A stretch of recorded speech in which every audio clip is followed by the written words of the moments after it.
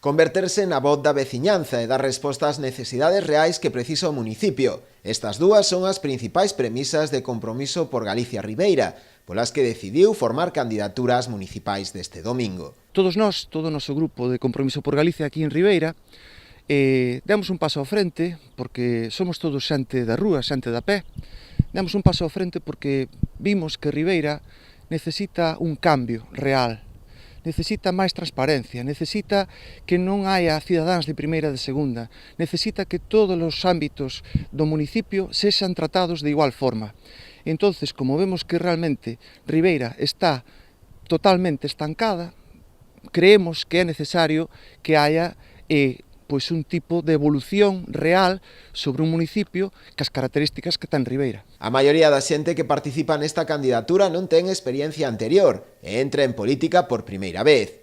Pero lonxe de ser un hándicap, considérano algo positivo, xa que chegan coa ilusión e o compromiso de acadar o cambio que, segundo eles, Ribeira necesita. Entre as súas principais propostas figura a transparencia e participación cidadá. En política non temos experiencia, pero sí que temos, se pode dicir, a sabiduría da rúa e o apoio da xente da rúa, porque as propostas que nós presentamos son propostas basadas no que a xente quere e as asociacións e os demais colectivos nos dixeron, e nós vimos e sabíamos perfectamente que son necesarias para presentar. Unha das nosas bases fundamentales, sin duda, é a participación cidadá e dos colectivos, tamén en xeral.